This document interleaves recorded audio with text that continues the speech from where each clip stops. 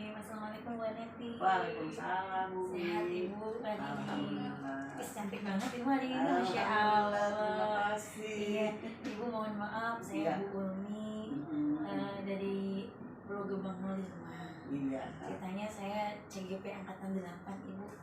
Ingin banyak bertanya tentang pengalaman-pengalaman Ibu. Masya Allah Bu, dalam dunia pendidikan itu kan banyak sekali ya Bu ya, masalah yang terjadi, kemudian berbagai macam kepentingan dan lain sebagainya. Saya izin Ibu mau bertanya-tanya tentang pengalaman Ibu. Boleh, selama Ibu bisa jawab ya. Iya siap Ibu. Ya. Ibu, selama ini sebagai seorang pemimpin pastinya Ibu banyak sekali membimbing teman-teman yang ada di SDN Pulau Gebang 02. Apa saja sih Bu kasus-kasus yang sudah pernah Ibu alami, kemudian yang kasus itu berkaitan dengan dilema etika atau rujukan moral? Ya, baik Bu Umi ya. Iya. Banyak sih kasus-kasus yang Ibu temuin ya waktu Ibu baru datang ke SDN Pulau Gebang 02 ini tentang etika moral ya atau attitude guru-guru muda. Kebanyakan di Pulau Gebang 02 ini guru-guru muda. Jadi memang tidak mengenyam pendidikan seperti Ibu nih berjenjang dari memang khusus SPG, kemudian D1-nya PGSD, kemudian S1-nya juga tentang keguruan, kemudian S2-nya juga keguruan. Jadi dari SPG itu memang udah diajarkan attitude, cara berbicara, tingkah laku. Nah ini yang terjadi di SD Pulau Gebang 02, mungkin di SD yang lain juga. Karena kan kebanyakan guru KKI nih, guru P3K yang dari tamat SMA terus langsung kuliah, ngambil ilmu keguruan, terus terjun langsung jadi guru. Jadi masalah attitude-nya, etikanya itu masih agak kurang. Jadi masih seperti anak SMA aja. Jadi kalau dulu Ibu SPG itu SMA kan ya, setara itu Ibu udah dituntut menjadi keibuan, menjadi ibu guru yang seutuhnya. Nah ini yang belum terjadi sama guru-guru yang sekarang. Contohnya nih, dalam sehari-hari mereka sedang bergaul atau berbicara, itu nadanya atau intonasi bahasanya itu masih anak muda gitu, belum mengarah ke guru. Kemudian masih berteriak, kemudian sopan santunnya masih agak kurang hormat maksudnya dengan teman-teman yang senior. Banyak lagi ketika dia untuk mengajar gitu masih perlu bimbingan dan arahan, karena tidak terlalu banyak yang dia timba selama mengenyam di S1 pendidikan itu. Terus untuk kasus yang Ibu hadapi tadi berkaitan dengan etika, kemudian cara berkomunikasi, bagaimana cara Ibu menyampaikannya pada teman-teman? Jadi cara mendidiknya atau membimbingnya itu melalui pengarahan itu Ibu melalui pendekatan apa sih namanya ini, kondusif. Kadang Ibu panggil, kadang Ibu ajak bercanda, atau Ibu dalam briefing. Tolong kita sebagai guru itu sikap kita, tingkah laku kita itu kan dicontoh oleh murid, mulai dari kita berpakaian, berbicara, dan tingkah laku kita itu kan dicontoh sama murid.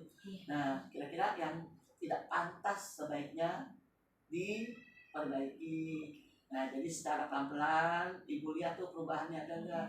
Setelah Ibu bimbing dan Ibu arahkan, sebulan, 2 bulan masih belum ada perubahan, nah Ibu ajak tuh keluar, kira-kira ada anak yang berkata tidak baik, bagaimana? Nah karena Ibu gurunya juga kurang bahasanya, nah kita perbaikin dari situ. Jadi kita bawa keluar, langsung ke lapangan. Kalau gurunya aja berkatanya tidak pantas, apalagi nanti murid. Bagaimana didikan kita? Keluaran dari SD Pulau Gebang 02, attitude-nya bagaimana? Kalau gurunya aja tidak bisa berubah. Nah alhamdulillah semua yang Ibu sampaikan melalui briefing, melalui pendekatan dengan kondusif, dengan baik, alhamdulillah guru-guru di Pulau Gebang 02 sudah semuanya bagus sekarang ini. Jadi tidak ada lagi bahasa daerahnya, misalnya daerah Betawi itu bahasa bahasanya keras atau orang Batak.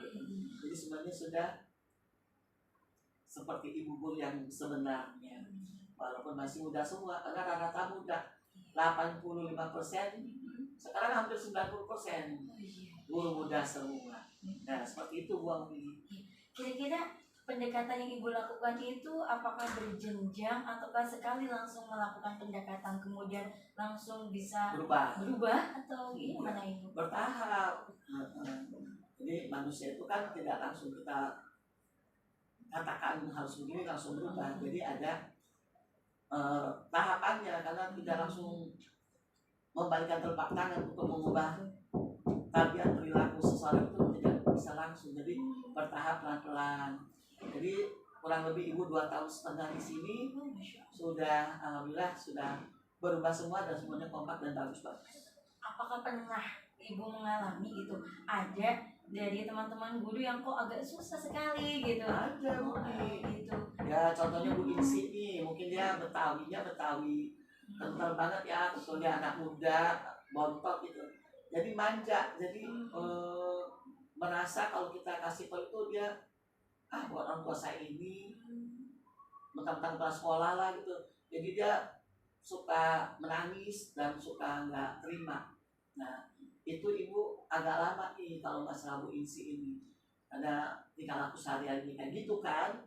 Nah lama-lama Bu Insi sekarang udah punya anak 2, keluarga udah berkeluarga. Nah nanti kalau tingkah lakunya masih seperti ini, anak muridnya bagaimana? Tidak menghormati Bu Insi gitu. Jadi alhamdulillah dengan pelan-pelan Bu Insi ini sudah bisa berubah. Alhamdulillah. Jadi pendekatan saya keluarga. Iya, dengan keluargaan kondusif. Dikasih reward juga. Masya Allah. Iya. Terus selama menjalankan keputusan yang ada di sekolah ibu gitu, berdasarkan pengalaman ibu gitu, kan kadang ada keputusan yang dua-duanya benar, kemudian bingung gitu apakah itu harus diputuskan atau tidak, dan keputusan itu pasti dong ibu berdasarkan kebijakan-kebijakan yang ada ya Bu ya gitu. Bagaimana Bu ibu menjalaninya dalam keseharian gitu? Di sini Bu kebetulan ada satu mantan kepala sekolah yang dari Mosi. Nah ibu juga kalau misalnya menghadapi suatu masalah yang kira-kira agak berat, ibu bisa diskusi dengan beliau. Namanya Bu Astiatun, dia mantan kepala sekolah Cipinang Kuda Laut, Pulau Gadung.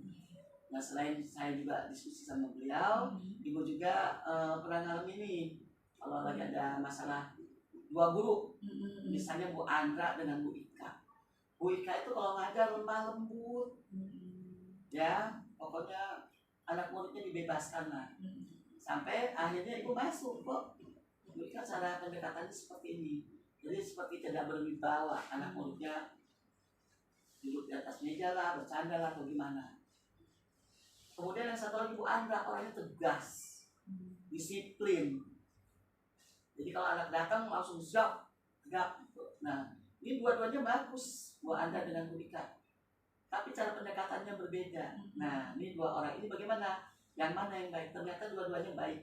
Tapi untuk Bu Ika, ibu tekankan jangan terlalu baik sama murid, harus lebih tegas seperti Bu Andra, biar kita lebih dihormati dan disegani murid. Bukan disayang tapi dia tidak disiplin di dalam kelas.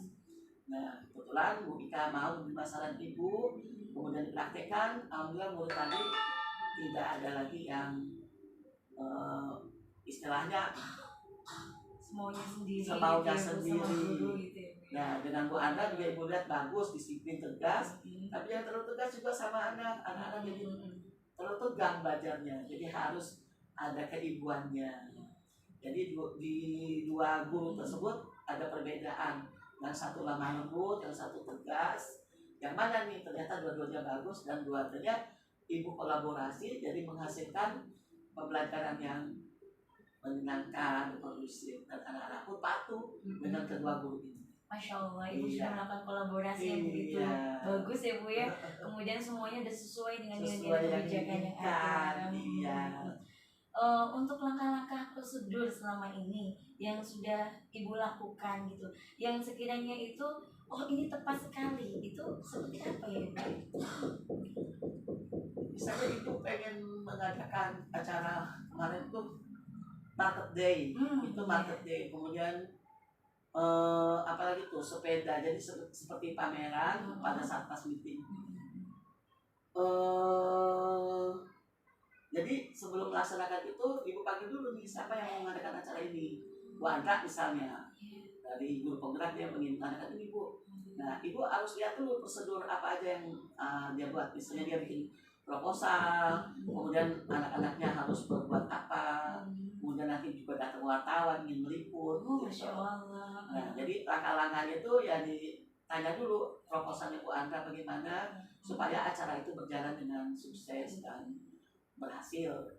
Nah itu berarti ibu menganalisis dulu iya. program-programnya apa saja, prosedur apa saja yang mau dilakukan pada saat market day gitu ya. Kemudian di dalam prosedur itu gitu, langkah-langkah apa yang ibu berikan masukan kepada Bu Andra sebagai pengusung ide gitu. Iya. Jadi ya ibu panggil dulu bagaimana persiapannya, kemudian apakah anak-anak antusias untuk mengikuti acara tersebut, kemudian juga orang tua murid apakah mendukung kegiatan tersebut, karena kita harus bekerjasama juga dengan masyarakat. Kemudian ibu lihat apakah Bu Andanya udah siap atau bagaimana, dan ibu akan mendukung, kemudian akan mensuplai atau membantu apa saja yang Bu Anda butuhkan yang dia tidak bisa mengcover. Jadi sekolah yang membantu mengcover, yang menyiapkan.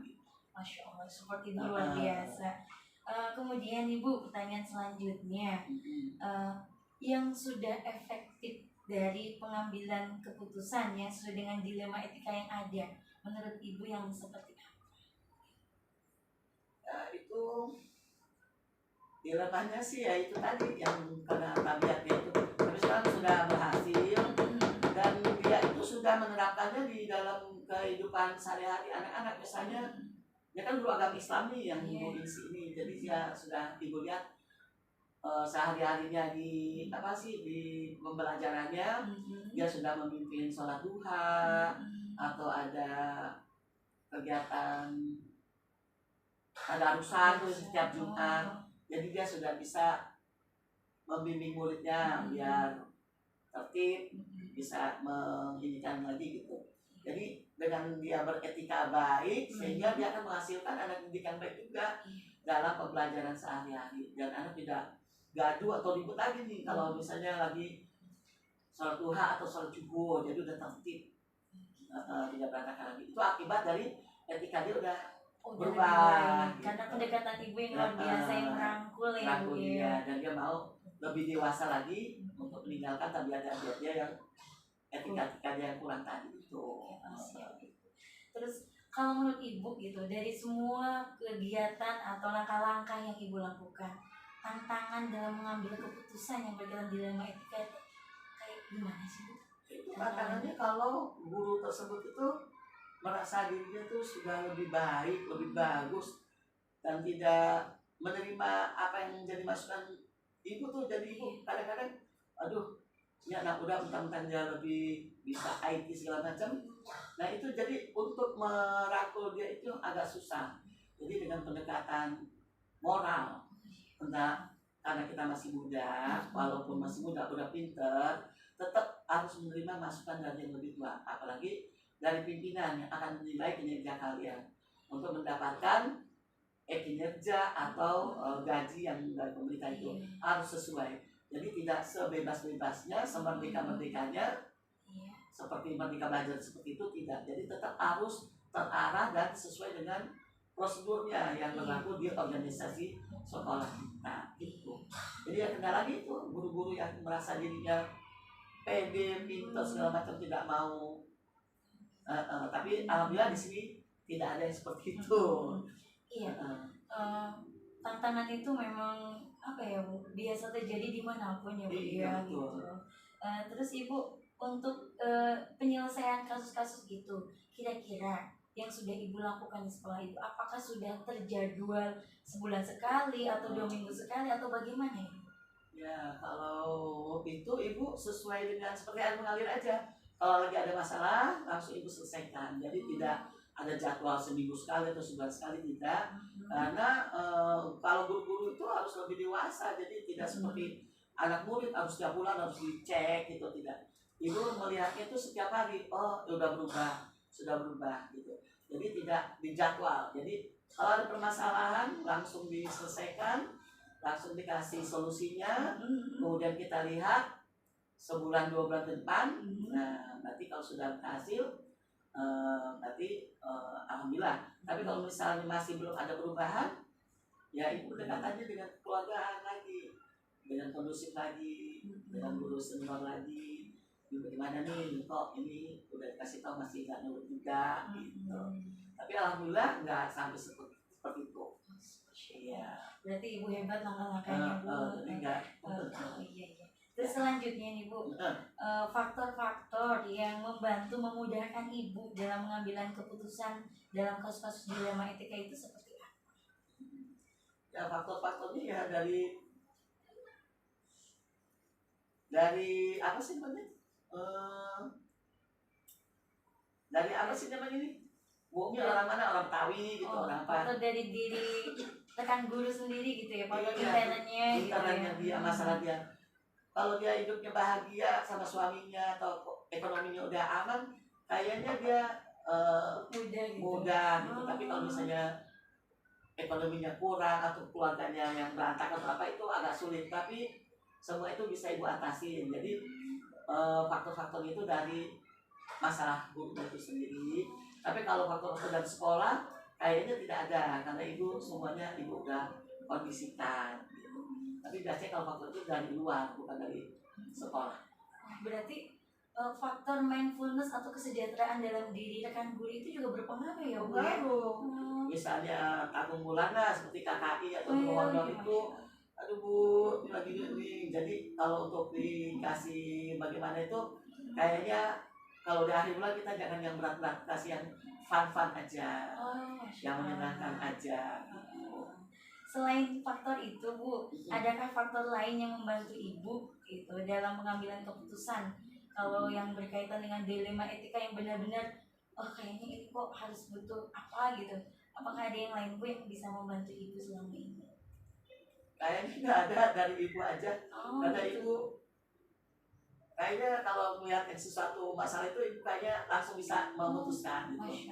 Jadi nggak ada faktor luar, dari ibu aja semuanya. Gitu. Jadi kalau menurut ibu ini perlu diperbaiki atau udah bagus, nggak usah. Jadi dari ibu aja, nggak ada bantuan atau tekanan dari orang lain, dari sendiri ibu aja. Berarti inisiatif ibu aja. Iya. Terus selanjutnya nih Bu, mohon maaf, pembelajaran apa gitu yang bisa dipetik selama sekian kali ibu menyelesaikan kasus-kasus yang ada di sekolah, yang bisa meningkatkan sekolah ibu gitu? Ya itu pembelajaran yang saya dapat itu, tidak semua orang itu pemikirannya sama dengan saya. Apalagi kultur, adat, dan budaya beda-beda. Jadi kalau ibu inginnya yang disiplin, yang tertib, yang bagus-bagus semuanya, yang excellent-nya, yang perspektif yang bagus, itu kayaknya tidak bisa dipaksakan kepada setiap guru. Nah, jadi dengan pelan-pelan gitu. Jadi pembelajaran itu ya itu aja. Oh, ternyata 35 karyawan di sini tidak bisa dengan kata A semuanya harus A, tapi tetap bertahap untuk merubah supaya sekolah kita ini di di sekolah ini di gurunya yang bagus, tekniknya yang bagus itu ya nggak bisa langsung saya datang langsung berubah, tidak bisa, tapi harus bertahap karena tadi berbeda-beda itu ya Bu ya. Berarti ibu benar-benar memperhatikan satu persatu dari semua SDM yang ada di sekolah ibu, dan dilakukan dengan pendekatan yang berbeda-beda sesuai dengan kebutuhannya masing-masing dan masalahnya masing-masing. Masya Allah. Seperti penjaga sekolah gitu, kan dia udah tua, kemudian dia temperamen. Kepala sekolah yang dulu katanya dibawain golok. Jangan sampai nih ibu dibawain golok. Kenapa dulu dibawain golok? Begini-begini Bu. Nah, berarti permasalahannya berbeda dengan Bu Insi tadi atau dengan teman-teman yang lain. Jadi banyak sekali permasalahan yang berbeda, kemudian kita pendekatan bagaimana nih penjaga sekolah ini supaya mau bekerja sama dengan ibu, baik, kondusif. Nah, alhamdulillah dengan pendekatan sekarang ini malah sekarang lebih rajin, lebih patuh sama kepala sekolah. Berarti ibu mengajak diskusi ya bu ya. Diskusi. Berarti ada kesadaran moral tersendiri, kemudian kesadaran dirinya yang diperbaiki, kemudian kesadaran sosial. Kemudian setelah ibu melakukan diskusi dengan teman-teman guru atau TNI, berarti pengambilan keputusan itu benar-benar ibu cermati satu persatu. Betul, satu persatu. Kan setiap guru, operator, penjaga sekolah teknik itu kan beda-beda. Jadi kalau menghadapi operator beda lagi, menghadapi guru agama beda lagi, untuk menghadapi guru yang kelas rendah beda. Jadi memang itu pembelajaran yang ibu dapatkan seperti itu. Jadi tidak semua manusia itu langsung kita pengen bagus, sip salamin langsung bagus, tidak bisa. Jadi memang bertahap seperti tadi ada tahapan-tahapan. Masya Allah ibu luar biasa. Dari cara ibu mengambil keputusan, kemudian pendekatan yang ibu lakukan, itu benar-benar sudah sesuai dengan nilai-nilai kebajikan moral yang ada ibu. Semoga SDN Pulau Gebang 02 dengan kepemimpinan ibu bisa lebih hebat lagi ibu. Dan semua SDM yang ada di sini bisa mendukung semua visi misi sekolah yang ada. Terima kasih Bu. Terima kasih banyak ibu untuk kolaborasinya. Mohon maaf kalau banyak kekurangan ibu. Mudah-mudahan yang ibu sampaikan tadi bermanfaat sama Bu Umi, atau ada kekurangan dari ibu, atau ada kalimat ibu yang enggak bagus atau tidak berkenan bisa di skip nanti.